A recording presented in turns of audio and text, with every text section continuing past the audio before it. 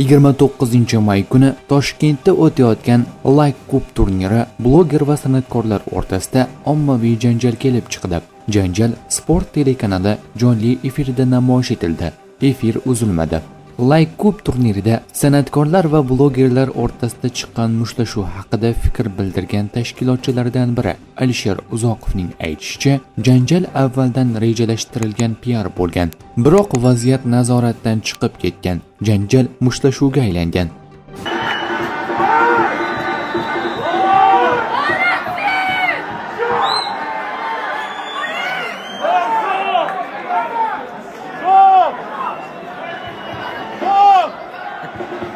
Jangan dong.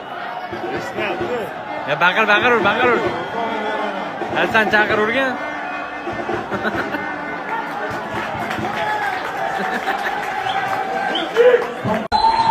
Demak, eng yaxshi o'yinchi Jamshid Umarov o'z nihoyasiga keyingi bosqichga chiqdi va unda Nazarovlar jamoasi 1-0 hisobida g'alaba qozondi. Uchrashuvning eng yaxshi futbolchisi 17-raqamda mana shunisi kerak emas. Ertaga to'xtatib qo'yishligi mumkin. Jamshid Umarov chidasha olmayapti. Yutqiziq va mana shunisi kerak emas. Hozir o'zi Dilshod Nazarovda ayb bo'ldi menimcha. Yo'q, gap bu yerda Dilshod emas, bu yerda Ozod edi, keyin bunaqa qilib baribir. Ozodmidi? Ko'pchilik borgan Ozodmidi? Bunaqa munosabatda bo'lishlari bu mardning ishi emas. Mana ajratib olishyapti. Yaxshi emas. Nima qilib bordi u yoqqa? To'xtatish kerak bu narsani. Bu turnirni to'xtatishga olib keladi Murod aka. Ha. Yo, o'zi o'yin tugadi. Nima qilasan borib? Mayli, yakunlaylik. Ha, yakunlaymiz. 1-0. Yana davom etyapti, qarang. Yana davom etyapti. Ha. To'g'ri qilishyapti hozir. Olib chiqib tashlashyapti. Olib tashlab, shunaqa qilish kerak. Aks holda tugamaydi bu janjal. Ha. Bo'ldi, chiqarib uni bekitish kerak. Milliy gvardiya xodimlari iltimos qaranglar. Qana, chidaganga chiqargan. Yutqizganga ham, yutganga ham mana shu gapni. Demakki, Jamshid Umarov. Xayrli tun, assalomu alaykum hammaga.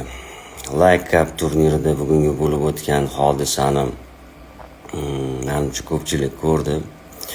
Shu munosabat bilan men mana shu turnir tashkilotchisi sifatida o'zimning fikrimni bildirmoqchiman. Bizni jamoalar, ya'ni katta bolalar jamoasi tomonidan bir kichik bir PR rejalashtirilgan, ammo lekin mana shu kichik bir PR bir nazoratdan chiqib ketgandek bo'ldi va ommaga bir boshqacharoq bir ko'rinishda tarqalishni boshladi.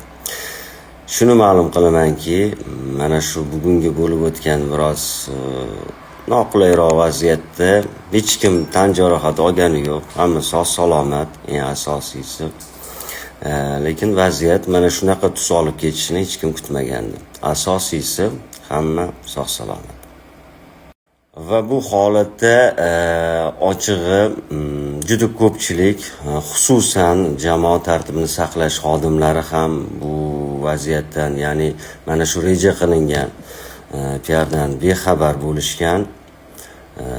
Bu albatta bizni tashkilotchimiz sifatida bizni kamchiligimiz ham bo'ladi, chunki ochig'i bu futbolchilarni o'yin tugagandan keyin qanaqa holatni rejalashtirgandan to'g'risi bizni ham xabarimiz yo'q edi.